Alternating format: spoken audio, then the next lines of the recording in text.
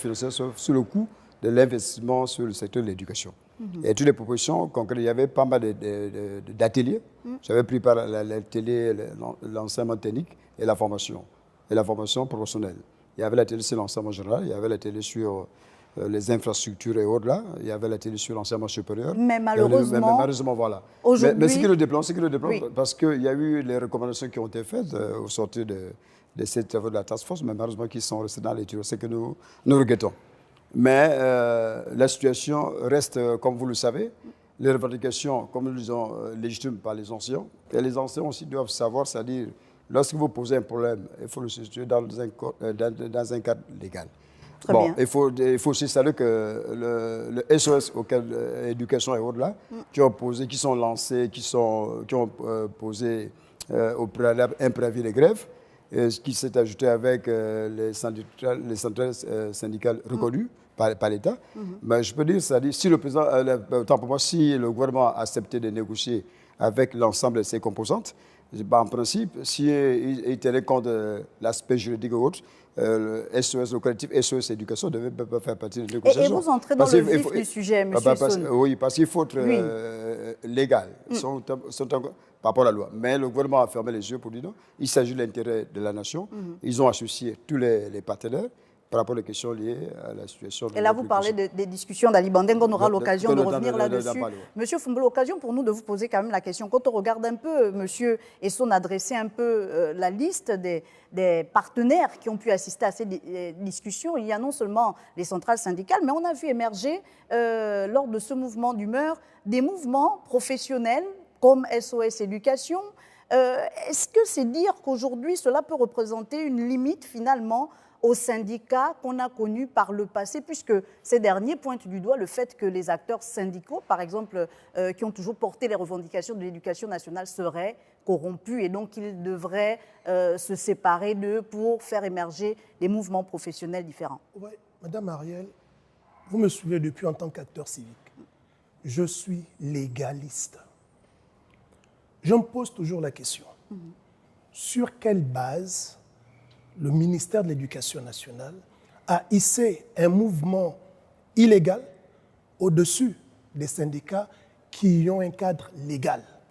Est-ce que ce n'est pas parce que ce mouvement a été celui qui a le plus porté les revendications finalement? L'État, ce sont des règles. Même moi, acteur civique, vous ne m'avez jamais vu insulter, dénigrer. D'ailleurs, on m'avait dénommé, on m'avait appelé Monsieur Courrier, Monsieur Tribunal. Pourquoi? Parce qu'il y a la loi. Mais quel est le cadre légal finalement le cadre légal, de l'action syndicale au Gabon? En milieu professionnel, il n'y a pas de mouvement. En milieu professionnel, il y a des syndicats. D'ailleurs, quand vous prenez l'article 21 de notre Constitution, reconnaît les droits de se constituer en association, de créer des syndicats. Le dernier alinéa dit « dans les conditions fixées par la loi ». Pour les agents du public, quelle est cette loi? Le statut général de la fonction publique. En son article 68, il y a 2 groupes de revendications pour les salariés. Ceux qui sont habilités à faire des grèves qui n'appartiennent pas aux forces de sécurité et de défense, ce sont les syndicats. Même ceux qui appartiennent aux forces de sécurité et de défense, quoique n'ayant pas la qualité de constituer des syndicats, peuvent constituer des comités consultatifs qui défendent en interne leurs intérêts. C'est ça le cadre légal. Si on me présente une disposition légale qui reconnaît des mouvements comme étant ceux-là qui peuvent porter les revendications des salariés, je m'affranchis, je présente mes excuses. Il n'en a pas. Ce n'est pas parce qu'effectivement, on a des personnes qui se constituent, qui portent des revendications, que l'État va ouvrir un cadre qui est anarchique. Mais est-ce que oui, l'anarchie, on l'aperçoit, est-ce que cela ne traduit pas aussi la limite finalement des syndicats classiques ou traditionnels? Ariel, je suis désolé. La réponse à la défaillance des syndicats ne peut pas être la création de l'anarchie à travers des mouvements. Quelle pourrait être la réponse? Mais les syndicats appartiennent aux salariés. Un syndicat qui est composé d'une dizaine de personnes, comment comprendre que près de 10 000 salariés sont incapables de changer et renouveler leur organe? C'est un problème de manque de responsabilité des agents publics.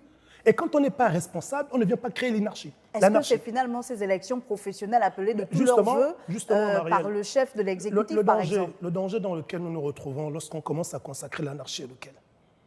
Mais l'État, demain, peut se lever et dire, plus nécessaire d'organiser des élections professionnelles. Pourquoi? Parce que les salariés ont reconnu que les syndicats ne sont pas crédibles. Alors que les mouvements n'ont pas qualité à participer à une élection professionnelle. Moi, en tant qu'acteur civique, encore plus membre du Conseil économique, social et environnemental, la mission qui est la mienne est de préserver les acquis sociaux.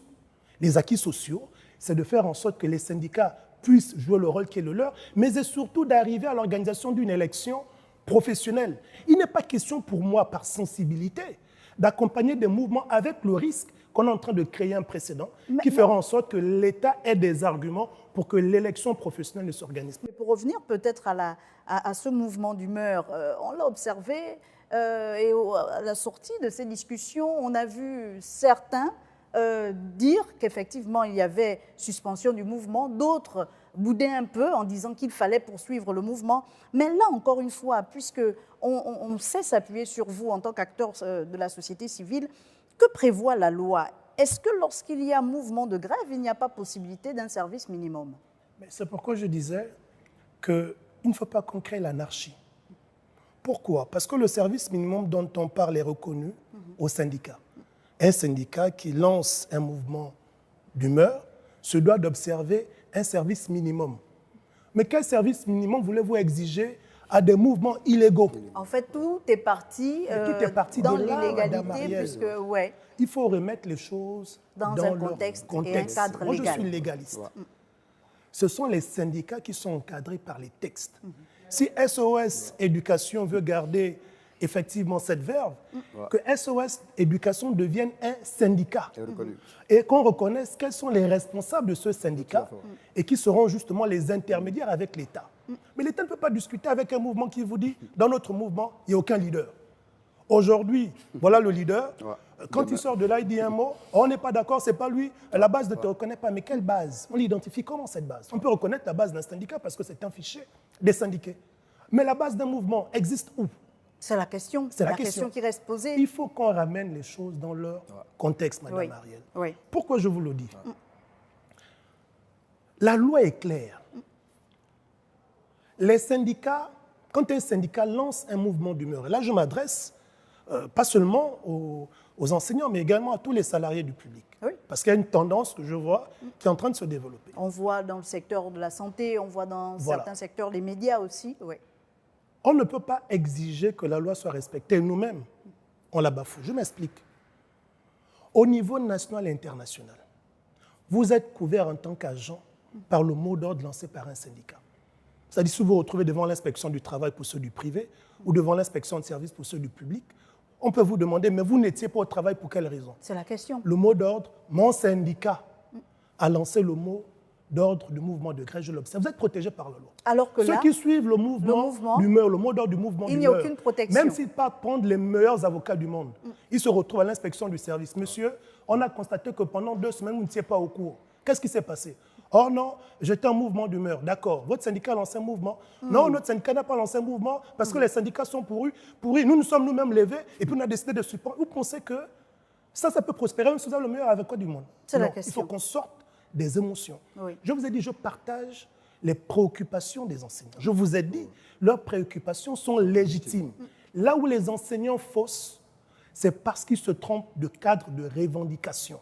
Leurs revendications ne peuvent et ne doivent être portées qu'au sein des syndicats. Si les syndicats sont défaillants, ils ont, en tant que syndiqués, le pouvoir de démettre les responsables de leur syndicat. Et d'organiser des élections professionnelles. On ne va pas sortir du cadre légal et créer l'anarchie. À côté